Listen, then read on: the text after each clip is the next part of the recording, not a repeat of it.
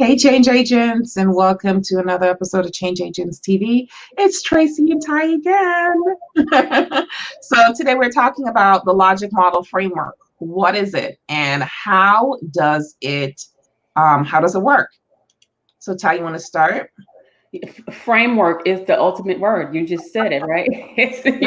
The logic model is a blueprint for your programs. It tells you what it is you're supposed to be doing, how you're going to be doing it, and why you are doing it, and what difference this program makes. We talked yesterday. Well, it'll be yesterday now about what a program is and what it isn't, and applying this framework to your activities that you're doing, because that's what most of you guys are doing, just activities, but being able to pull these things together to make sense, to make a logical process towards something that something objective, some objective you're trying to reach, some outcome you're trying to achieve. That's what that is. It's a framework that gets you there. So we don't just do it over here in campus, we're not Nike. We don't just do it. We have a plan for everything. Right. So, there's a system. So it's a three-part system. It's inputs, outcomes, and what is it? Oh Lord. Input, output, and outcomes. My God. And I even did, in the model in the infographic, you'll see the 3 steps right there. I like to build it a little bit further because you want to go. That's the framework, right? Framework. But inside there's a lot of different components. There's a lot of different components, and there's a lot of spaces in there where you are actually looking at measurement. And sometimes we get afraid of the measurements. You're like, oh, but people are just afraid of data. Just data. Period. It's like, okay, that's a number. Other than somebody giving me money, I don't want to talk about numbers, right? That's kind of how we kind of process things, and that's what we should not be doing when we're talking about logic models and we're talking about frameworks.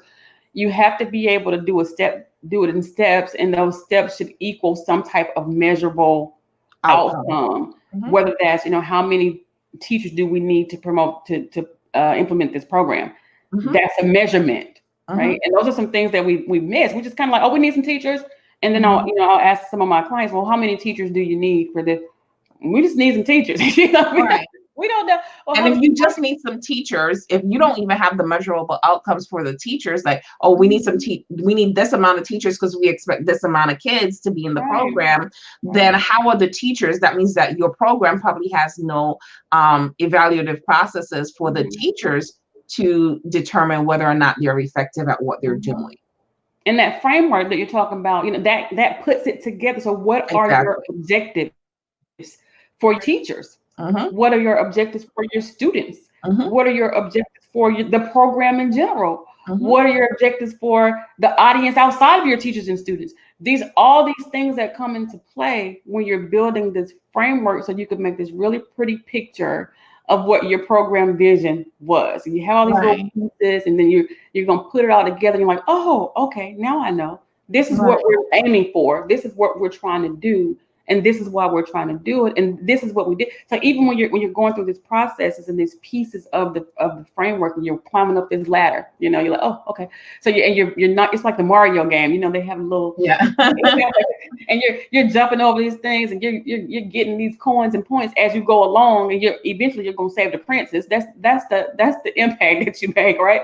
Eventually you're gonna get to the princess, but you have to go through these different worlds first. You got to go through all these different levels before you get there. And these levels are those pieces that we put together in this logic model framework. Right. And one of the things that the framework allows you to do is to be proactive instead of reactive. So I'm always talking about proactivity versus reactivity, because I hate being in a reactive state. When you're in a reactive state, you don't make good decisions. So the program allows you, as you're building this program through, the framework allows you to analyze or to foreshadow things that can possibly happen through the implementation stages that you would need to deal with. So let's say that you are going to have a program for like a writing program. Let's say it's a creative writing program, and you are expecting 20 kids to come into the program. You may have some criteria for these children coming into the program, but when you do get the children into the program, because everything that looks good on the outside isn't necessarily good on the inside. So you may get some kids who come into the program and maybe they have A's in school, maybe they have B's. So you think they're good writers, and they get into the program and their writing skills are less than what they should be. They're not up to standard. They're not up to grade level. In creating this program, that is something that you would think about through the planning process. If you're sitting down with someone who really and truly understands programs and understands the structure of the program that you're trying to create, and you can already build something into the program to deal with those students. So that's being proactive versus being reactive, because there's nothing worse than when you try to run a program and you get these 20 kids in and you're all gung-ho and you're ready to go, and then half of those kids can't tell subject from verb, and you're like, oh my goodness, what are we gonna do now?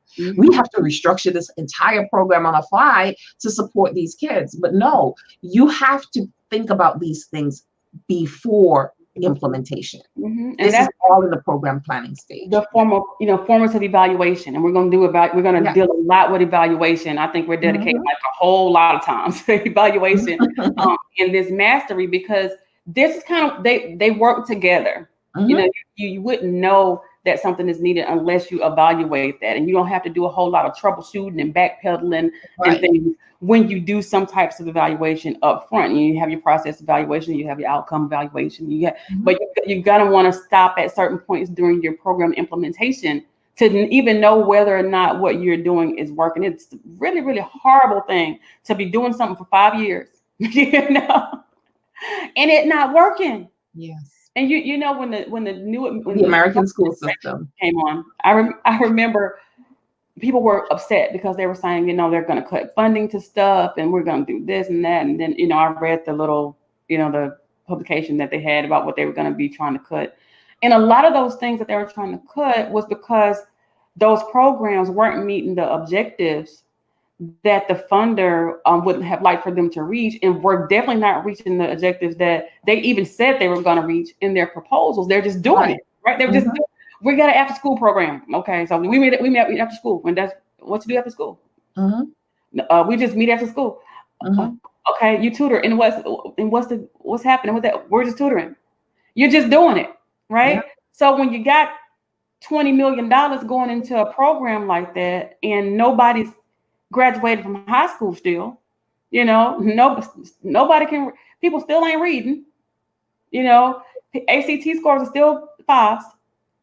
And you're saying that your program is going to improve upon those things. Right. You're not doing it. So the next best thing for the funder to do is take his money away.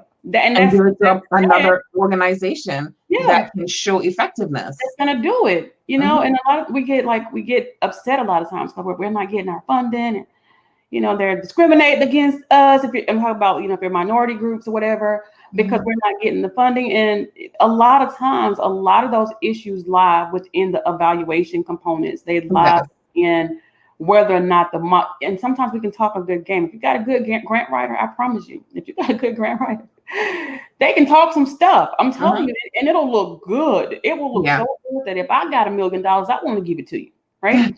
But when you get into the implementation of the thing, and then you're not properly evaluating this, and we don't know if this is working, and it's report time, and your stuff don't look good, or you didn't turn it in because you don't even know what to do, and you're not producing the kind of results that $20 million should produce. We want our money back. Right. We're not giving you no more. Don't even apply, because we're not going to give it to you. So one of the things that people used to ask is, why do teachers go to school like a week or so before the kids actually come to school? Like, it can't take that long for you to decorate your classroom. Most teachers are not really decorating their classroom. You get your class roster, and then you get test scores. And that's what you're doing for that week. You're sitting down and you're going through your students' test scores. What did they score on the grammar, usage, and mechanics section? I'm talking from an English teacher's perspective. What did they score on the grammar, usage, and mechanics section? What did they score on comprehension?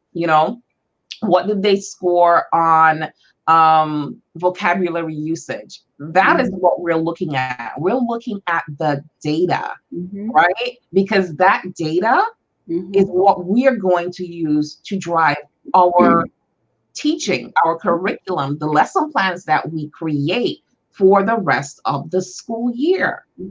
Okay. And we have benchmarks built into it. So after about 3 weeks of teaching something, or a week, I need to have an evaluation. And that evaluation can come in the form of a test or a quiz, right? It can be verbal, it can be nonverbal, it can be some type of a writing exercise to see if now you came in, I taught subject-verb agreement. Can you write sentences that have the subject-verb agreements in them?